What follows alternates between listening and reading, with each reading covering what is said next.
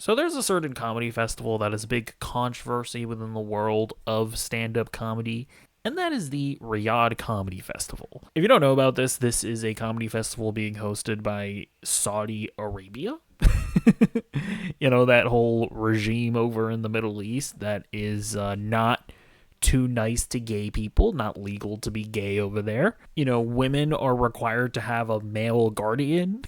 Those male guardians make decisions on her behalf. They can drive now, though, so it's a plus. Unironically, good for them. And then they also like assassinate journalists like Jamal Khashoggi. It's a place that, to put it lightly, has some work to do. And generally speaking, I think we would look down upon people who actively participate in whitewashing the things that they do. And so it kind of came to a surprise that an assload of some of the world's biggest comedians decided to sell out and do a comedy festival for them. And the justifications and the hypocrisies amongst these people are kind of stunning. So let's just go through some of them. They're like, there's a lot of people that say people are getting paid by this Middle Eastern money. Right. And that they can say this or they can't say that, or that they're over there. They're going to try to influence you guys in order to speak certain ways. Are you part of that conspiracy theory, or is that nothing you're on? I've heard there's subreddits of like, I think all these people are in bed with that. I just, I get the routing and then I see the number and I go, I'll go. Okay. Yeah. I've been getting a little bit of flack just because like my dad died 9/11. So they're like, how could you possibly go there?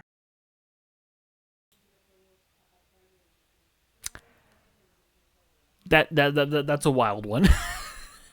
I mean, there's enough reason already not to take blood money from Saudi Arabia, but your dad died in 9/11?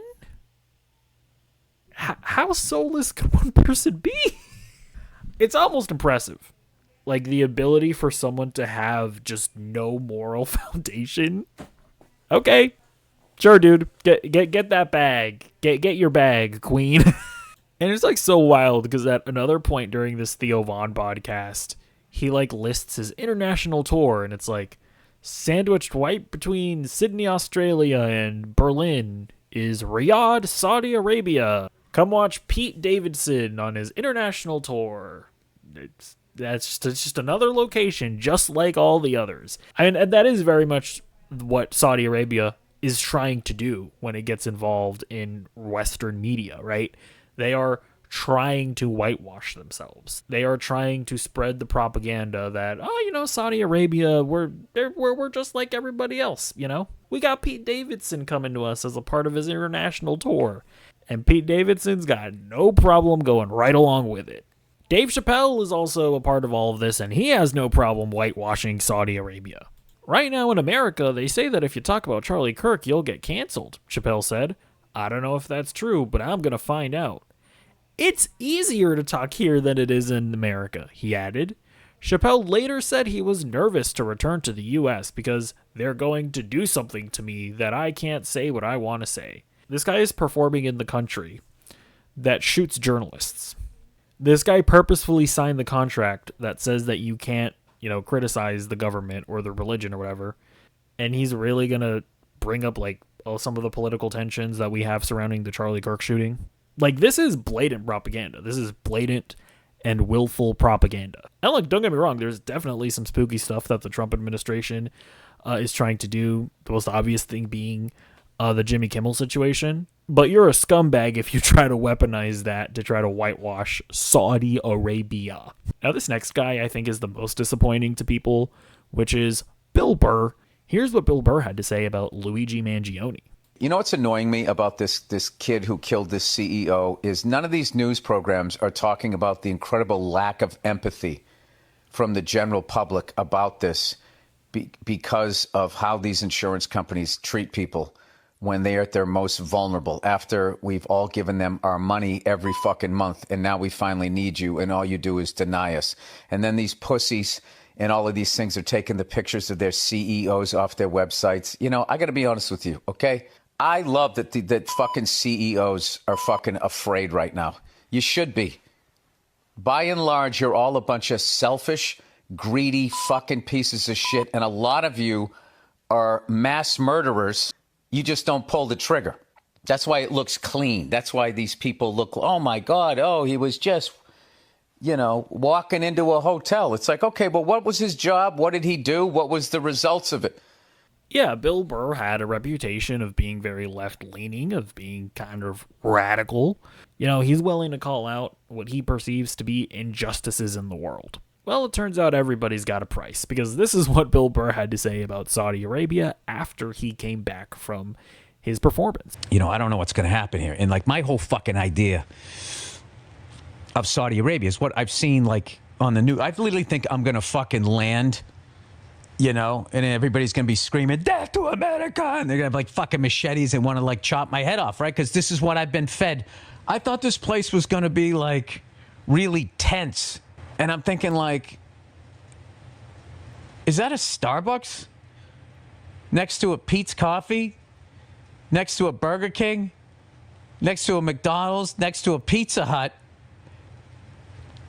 next to a Dunkin' Donuts, next to a Krispy Kreme, next to a Cheesecake Factory, next to a KFC, next to a Chili's. They got a fucking Chili's over here. Then we go into the mall because I want to get my kids something. There was a Timberland store. I could have bought Timberlands like I was in Brooklyn, New York.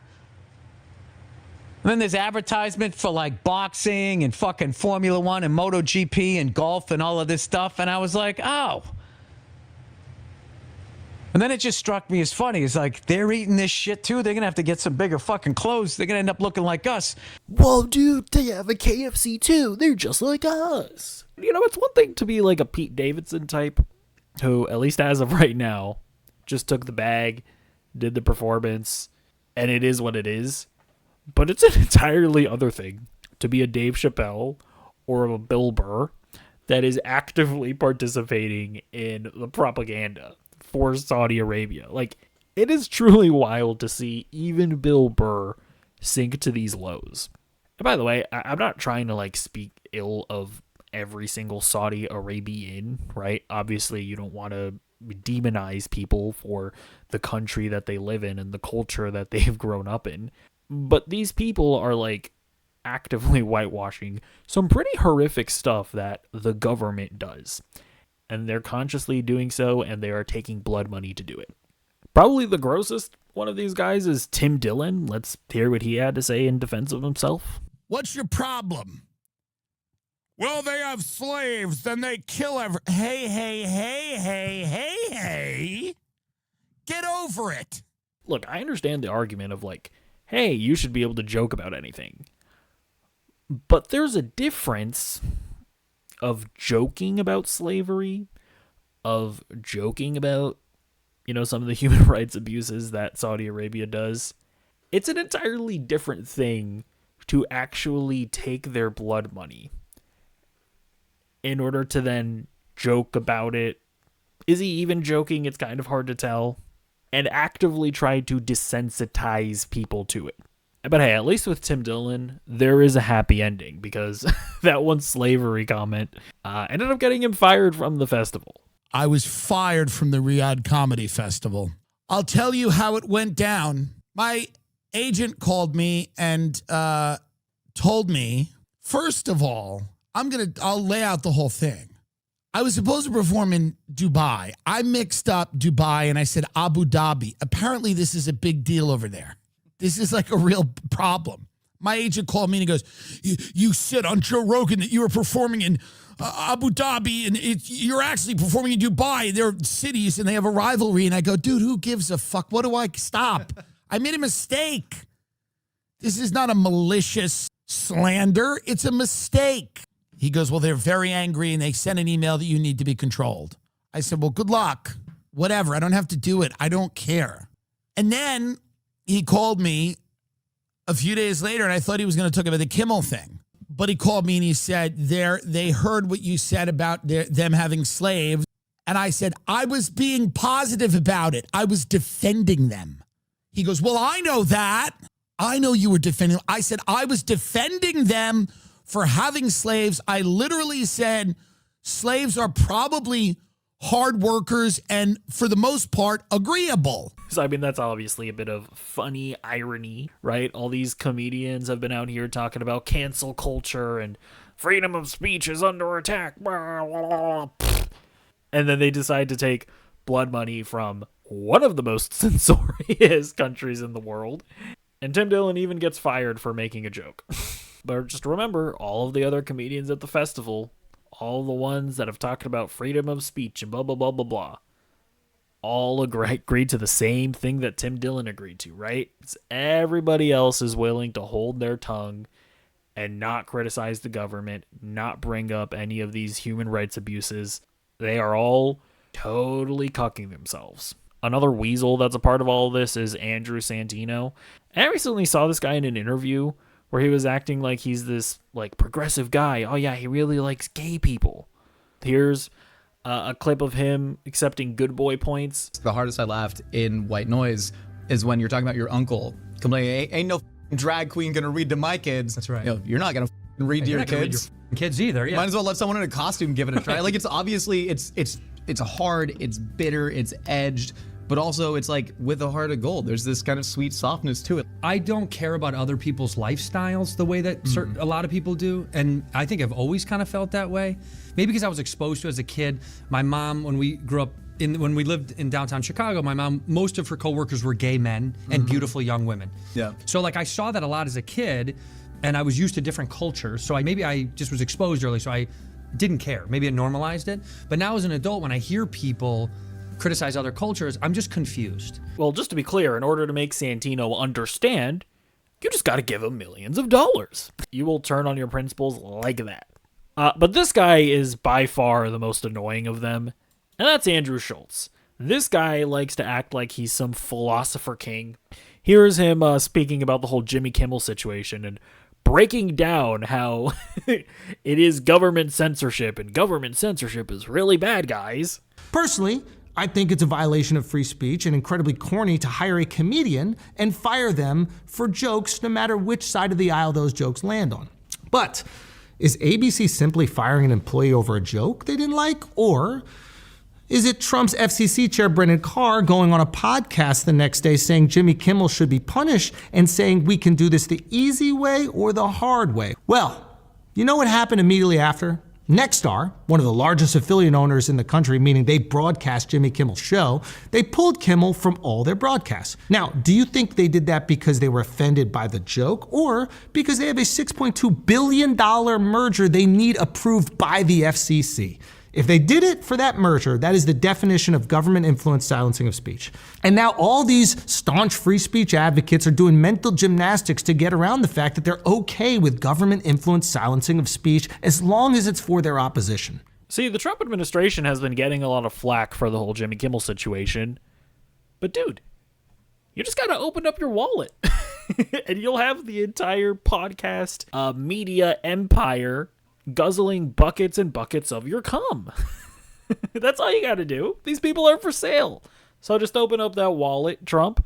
Use some of those billions that you made after scamming your fans with crypto and just pay them off. It's super easy. Like, this whole Riyadh Comedy Festival has truly just exposed how just complete and utter nonsense the whole comedy podcasting scene is. The biggest names in comedy are total and utter hacks. Obviously, there are exceptions like Shane Gillis. These guys don't actually believe in anything. And look, if you still want to watch their stuff because you think they're funny and they make you laugh, it's totally fair, totally reasonable. But just remember that anytime these losers try to act like they're some philosopher king, try to talk about politics, trying to make some serious points, trying to call out other people for their hypocrisies or whatnot, just remember that these people are millionaires. These people could retire tomorrow and be perfectly fine, and yet they still took Saudi Arabian blood money to censor themselves and whitewash a regime that murders journalists, have modern-day slavery, a bunch of other human rights abuses. They sold their souls. Goodbye.